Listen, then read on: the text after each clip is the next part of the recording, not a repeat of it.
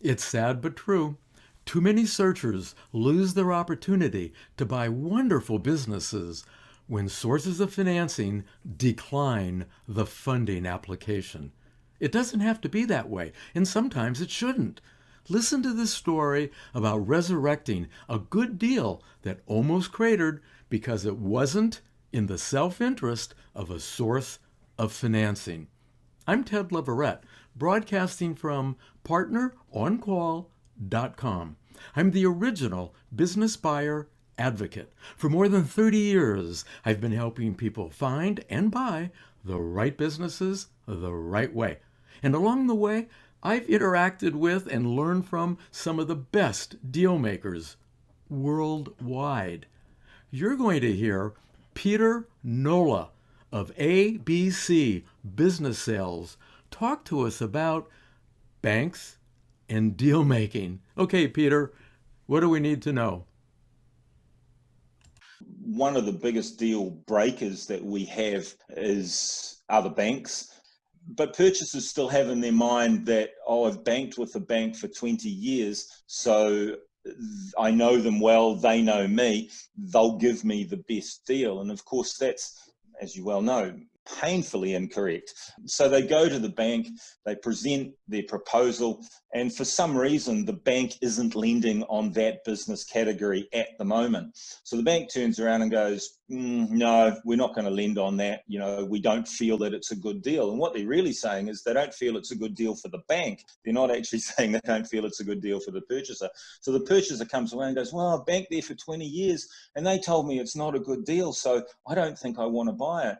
And trying to get them to understand that perhaps we need to either talk to a good finance broker who has better connections than simply walking in off the street and talking to whoever's behind the counter, or we need to do a little bit of shopping and shopping around. And I had a very similar thing happen not so long ago where we had a guy who I thought he was well funded. You know, we did the exercise on paper and I couldn't see why he wouldn't get funding. And he goes, well, I've been with the bank for so long, I'll go to them. So that bank took probably 4.5 weeks to say no, which 4.5 weeks is way too long to say no. And he came back and he was really depressed because he wanted the business, but the business was no good because the bank wouldn't lend on it. I said, well, let's just try an experiment. Let's put that same application to 2 of the other banks. Pick any 2 you like, and let's just see what happens when we do that.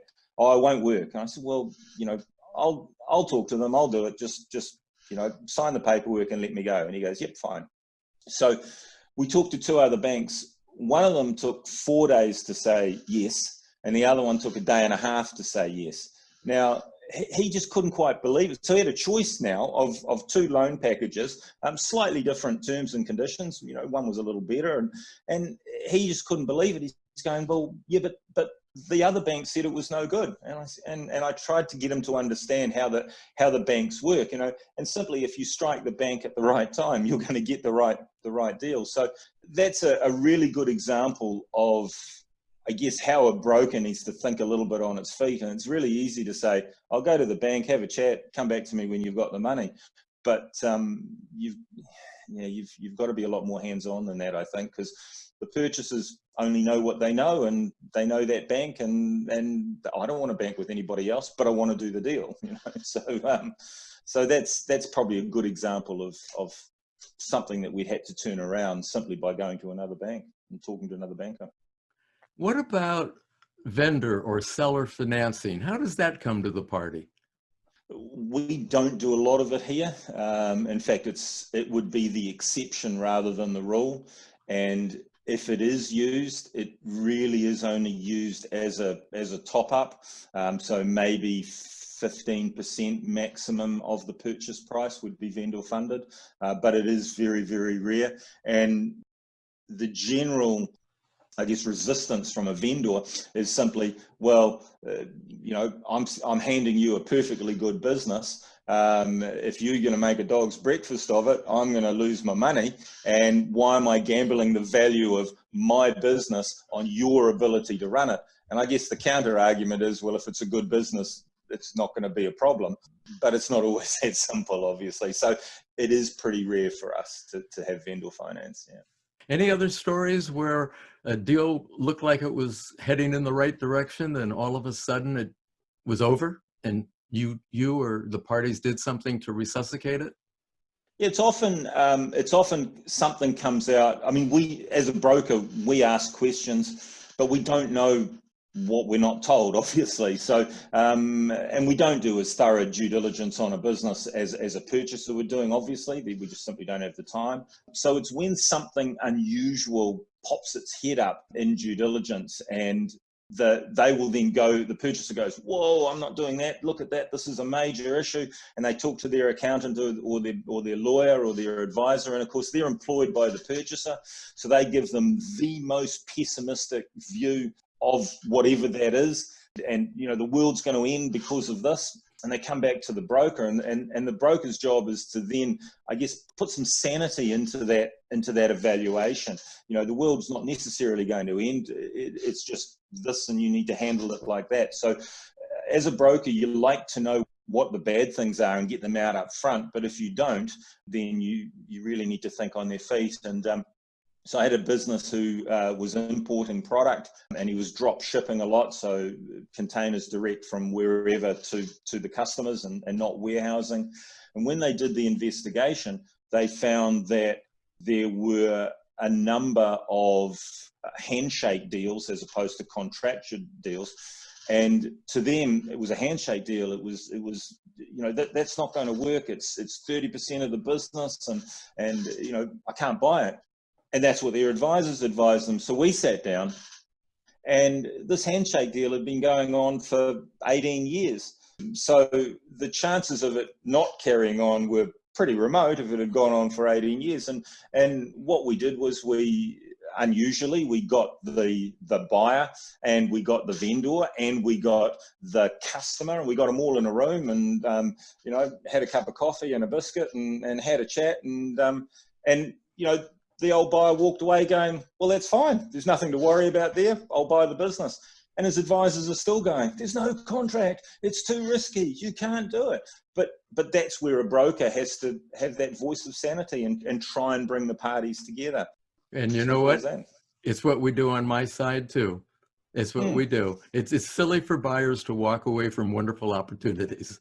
And sometimes they just need to see that bigger picture. I mean, look, buying a business is a risk. If it wasn't, you'd put the money in the bank and get 1 or 2% on it. So but you want 20% or 25% on your money. So it is a risk. But you just have to be logical in the way you mitigate that risk. It's as simple as that. And I think it's back to a little bit of nervousness, a little bit of lack of self-confidence that, they look for reasons why they shouldn't, and the broker's got to give them reasons why they should.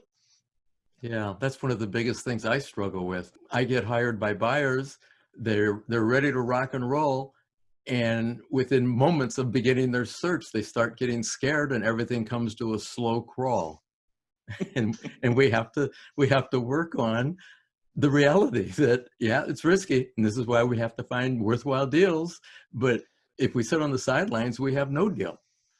Well, I think the biggest thing a purchaser has to understand is he can't buy someone else's financial statement. Back to that analogy of the boat, the wake tells you what it's done, but you're then in charge of it. You're steering it. So, if you suddenly make a left turn, that's something that, you've got to be aware of. So I think most businesses, certainly once you get over that, buy a job, man in a van kind of business, most businesses have enough about them that if you do what the old owner did, you'll probably get what the old owner got. So the risk factor is probably a lot less in reality than what people think. But I understand, you're risking every dollar you own and your house and all those other things. So you do want to get it right. And when you think about it, the majority of business owners are probably first-time buyers anyway, I would have thought, as opposed to, regular, I've owned 3 businesses in the past. So they have a different view of risk. They're coming out of corporates, they're coming out of salary, whatever. How could people get in touch with you? You can find me via my YouTube channel, which is youtube.com/my name, Peter Nola. Happy to talk to you. Or you can just email me, my name, peternola@gmail. Happy to talk anytime. Okay, excellent, Peter. Thanks for sharing the wealth with us. Anytime. It's a pleasure, Ted. Okay, listeners, it's Ted Leverette again with a takeaway from that story. Not a good deal for the bank differs from a good deal for the buyer and seller. So submit funding applications to multiple lenders or investors. I hope what you've just heard is as valuable to you as I know it will be for my clients who are searching for and trying to achieve done deals. If you want to know how the most successful searchers find worthwhile deals, read my book, How to Prepare Yourself and Find the Right Business the Right Way. My other book helps you evaluate and negotiate your deal, How to Buy the Right Business the Right Way. You can get my books at my website, partneroncall.com. Searchers, you can do better if you contact me and we build or improve your business buyer marketing plan. You will save time, you will save money, and you will achieve better deals if you do what the savviest buyers do. So, I'm Ted Leverette, the business buyer advocate with Partner on Call Network. Thanks for listening and best wishes for your prosperity.